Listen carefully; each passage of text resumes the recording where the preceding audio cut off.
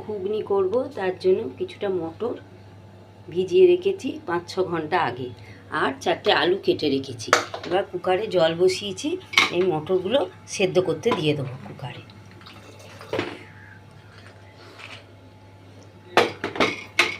মটর আর আলুটা সেদ্ধ করতে দেবো, এই 5-6টা সিটি দিয়ে অফ করে দেবো। ঘুগনির জন্য একটা ভাজা মশলা করে নেবো প্রথমে।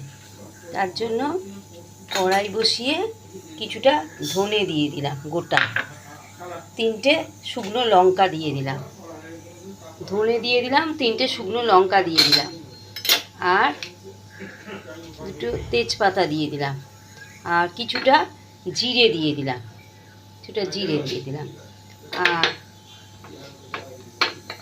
দারচিনি, লবঙ্গ আর এলাচ এগুলো।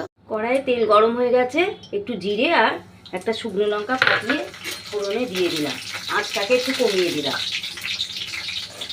এর মধ্যে একটুখানি নারকেল ছিল, সেই নারকেল কুচোটা কুচি করে দিয়ে দিলাম, অল্প একটু ছিল। একটু নাড়াচাড়া করে নিয়ে এতে এই যে দুটো টমেটো কুচি করে রেখেছিলাম, সেই টমেটো দুটো দিয়ে দিলাম। টমেটোটা নেড়ে নিলাম, একটু গলে গলে গেছে। এবার 1 চামচ আদা বাটা দিয়ে দিলাম,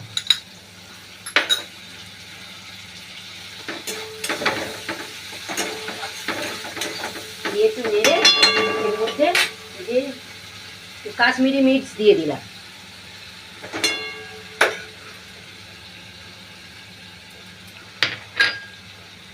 এক চামচ গুড় দিয়ে দিলাম।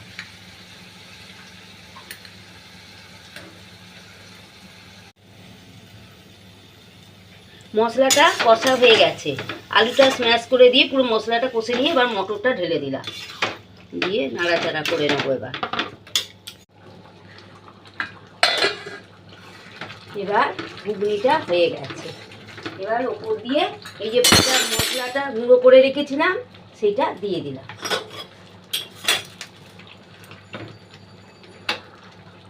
এই হাতাতে একটুখানি সর্ষের তেল নিয়ে একটু হিং দিয়ে দিলাম, ওটায় ছোঁক দেব। হিংটা দিয়ে নাড়াচাড়া করে ওতে ঢেলে দেবো।